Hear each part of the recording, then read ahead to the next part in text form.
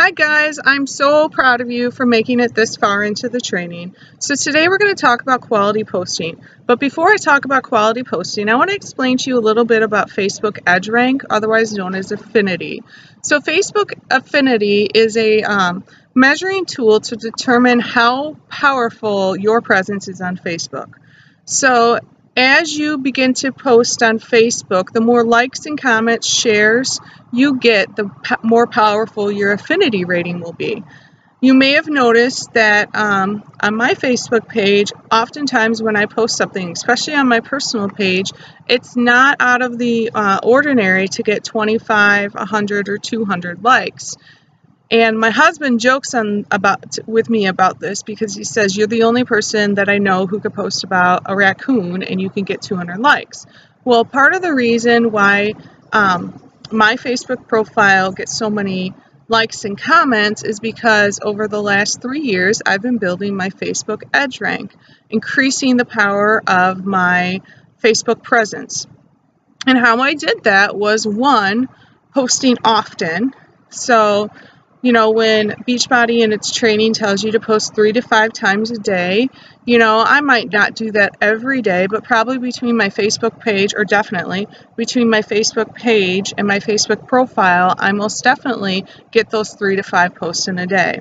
The second way is that as a team, we really make sure that when we see other team members posting, that we always like and comment on it.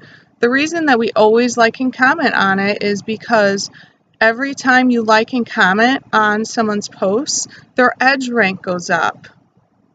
And then as your edge rank goes up, it gets released to more and more news feeds. So imagine that I posted something like, I'm pregnant. So initially Facebook, once I post it, Facebook is going to put it in the news feeds of anyone who is currently online right now. So I announce that I'm pregnant, I have 100 friends online, and let's say 10 of them like it. After the 10 like it, it's then going to release it past my close friends to friends I've interacted with recently but aren't necessarily close friends. And then let's say I get another 10 likes. So then my affinity rank on that particular post is going up. So now they're going to release it to friends of people who are friends of mine that I haven't necessarily interacted with lately, but I have interacted with. And then after I get another 10 likes, then it's going to release it to another, so many people. And eventually, most of my friends will have seen that post. That's why sometimes you'll see posts in your newsfeed that are 2 or 3 days long, 2 or 3 days old. That's because let's say one of your friends announced that they were pregnant. First, that post went to their close friends, then the recent interactions, and then people that they've interacted with in the past, and then so on and so forth. And eventually, it ends up on your newsfeed, even if you haven't interacted with them lately, because that post has a high affinity rate. And that works for your whole entire profile. So when I post something, it's going to make it to more news feeds automatically because I have a higher edge rank or affinity rate than my husband does. My husband posts stuff that doesn't necessarily get as many likes, so it goes to his 10 or so close friends, and that's all that sees it. So the posts that have the highest strength are, one, video is the highest. Video gets seen by the most people, and that's organic video. That means you download the video straight from your phone to Facebook, not from your phone to YouTube to Facebook. It's from your phone to Facebook. That would be an organic video. Secondly would be photos. Third would be just text status, just like there's a full moon tonight.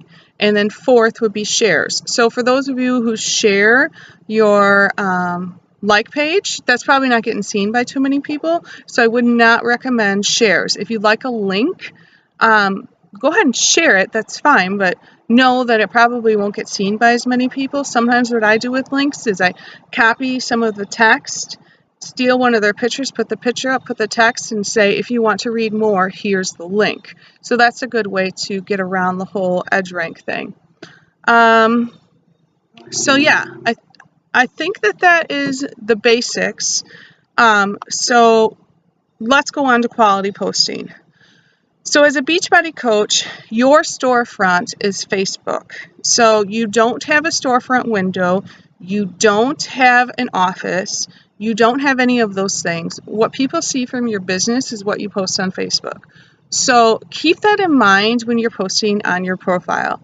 We've had coaches in the past who it was hard to see their message clearly, because in one status they'd be like, oh my word, I've never been so sick in my life, and in the next status they'd say, I love Shakeology, it's so great for my immune system. That's a conflicting message. I wouldn't recommend any swear words. If you wouldn't stand up, in front of your boss at your old job or your current job and swear, I probably wouldn't do it. That's just me. I'm more of a professional person. Probably wouldn't swear. I would keep very positive. I have 3 kids. My kids are wild and crazy, and there's lots of complaining that I could do on Facebook, but instead I'll do something funny, like, a funny one today was Kenley's teacher asked what her phone number was, and she said 911 because we call it a lot, which is totally not even true. I've never even called 911 in my life, but I totally could have turned that into a complaint. Or I got a speeding ticket today, and instead of being like, oh my goodness, I got a speeding ticket, I could have written something like,